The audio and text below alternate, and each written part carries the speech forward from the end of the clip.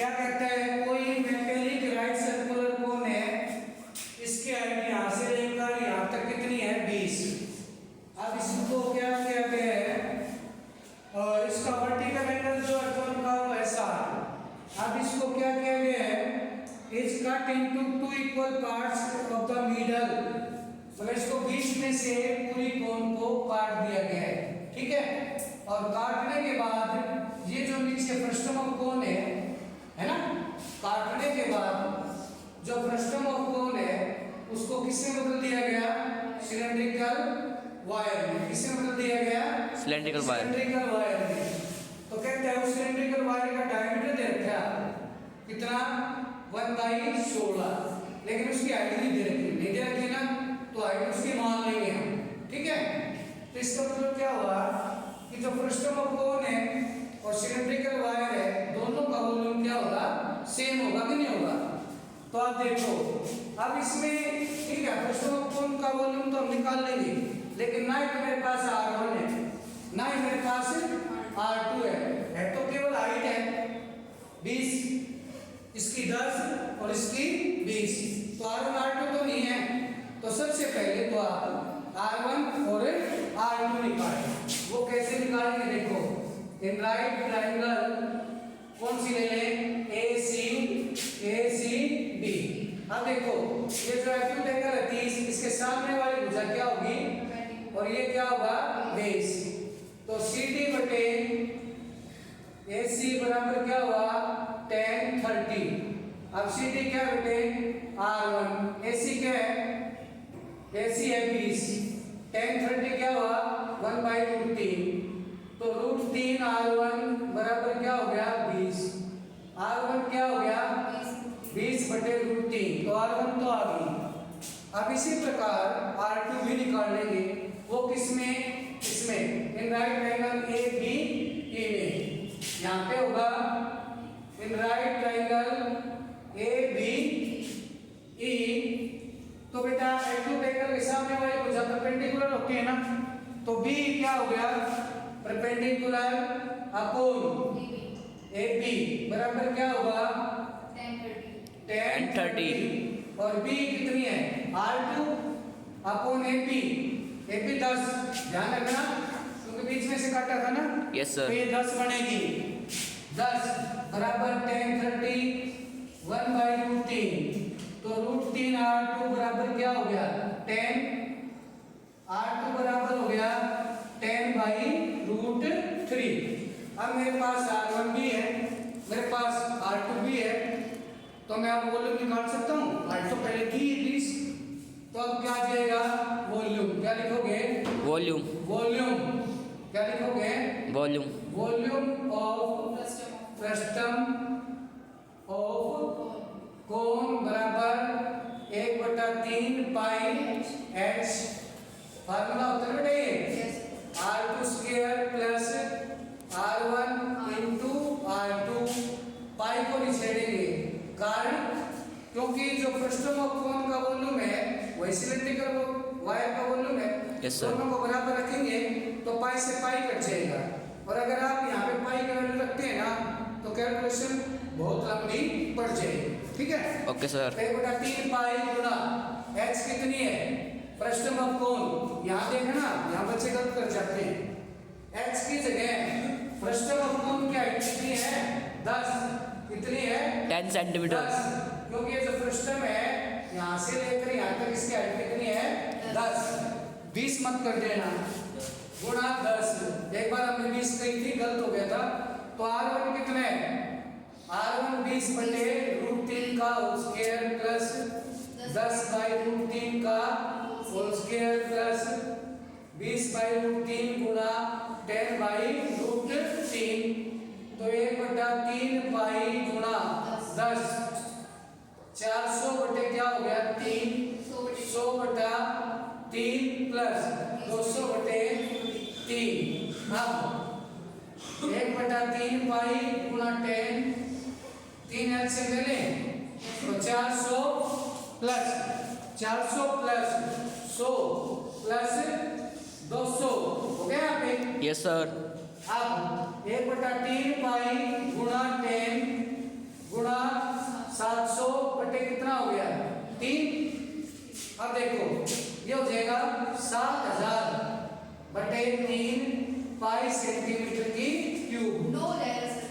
9 शाबाश 7000 बटे 9 पाई सेंटीमीटर की क्यूब। तो ये आ गया फ्रस्टम ऑफ कोन का वॉल्यूम। अब इस फ्रस्टम ऑफ कोन को किसमें बदला गया है? सिलेंड्रिकल वायर में बदला गया है। तो दोनों का वॉल्यूम सेम होगा कि नहीं? तो सिलेंड्रिकल वायर का डायमीटर दिया हुआ ना आपको, तो यहाँ पे आप क्या लिखोगे? डायमीटर। क्या लिखोगे? डायमीटर ऑफ सिलेंड्रिकल वायर कितना दिया हुआ है? 1/16। तो रेडियस कैपिटल आर आ जाएगी। रेडियस ऑफ सिलेंड्रिकल वायर, जब डायमीटर से रेडियस बनानी होती है ना तो 2 से डिवाइड कर देते हैं। कितना हो जाएगा? 1/32 सेंटीमीटर।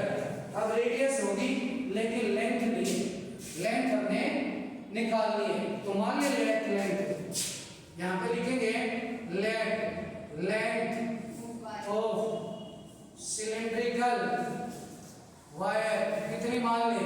Capital H. तो अब क्या हो जाएगा? वॉल्यूम ऑफ सिलेंड्रिकल वायर बराबर क्या हो जाएगा? पाई आर स्क्वायर एच। आर की वैल्यू तो है 1/32 गुणा 1/, लेकिन एच नहीं है ना, कैपिटल एच। तो पाई बटे क्या हो गया? 1024 एच। अब सिलेंड्रिकल वायर का वॉल्यूम इतना आ गया। ये नोट कर रखे आपने? हम इसको साफ करवा नोट कर रखे क्या? तो इसको बराबर रखेंगे, ठीक है ना?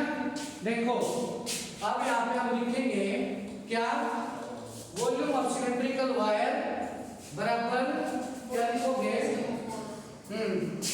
यहाँ लिखोगे वॉल्यूम ऑफ सिलेंड्रिकल वायर बराबर है, बिल्कुल ठीक बात है, volume of frustum of cone. तो सिलेंड्रिकल वायर का वॉल्यूम कितना है अभी? पाई बटे 1024 एच। और इसका कितना वॉल्यूम आया था? 7000 बोलो 3 आया था 9। ध्यान दो इस पे, 9 था ना पाई। अब पाई से पाई कट गया, कट गया भाई। तो क्या रहेगा? देखो h बटे 1024 बराबर 7000 बटे 9, क्रॉस मल्टीप्लाई कर लो। 9h बराबर क्या होगा? 7000 गुणा 1024। तो अब इनकी गुणा करो, कितनी आएगी? 7 खड़े बोलो 7 16 8 0 0 3 बार 0 है। 7 1 6 8 3 0। अच्छा फिर h की वैल्यू निकालो यहाँ पे। 7 1 6 8 9 से इसको डिवाइड करो, 9 से डिवाइड कितना आता है? देखो 9 से डिवाइड कर लेना इसको, ठीक है ना? कितना है डिवाइड करें? इसका आंसर कितना दिखेगा? हाँ भाई, तो ये h बराबर आई थी 7 1 6 8 के बाद 3 0 बटे 2, ठीक है ना?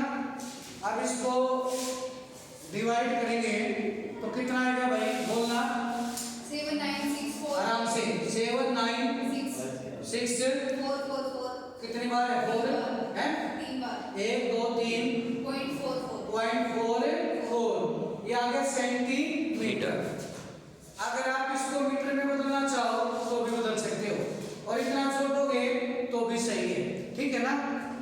4 यहाँ पे 4.44 और बटे में करेंगे 100। क्या करेंगे? 100। तो ये जो पॉइंट है 1 2 के बाद चला जाएगा, 1 2 के बाद तो कितना रह जाएगा? 7 9 6 4, ठीक है ना? पॉइंट कितना हो जाएगा?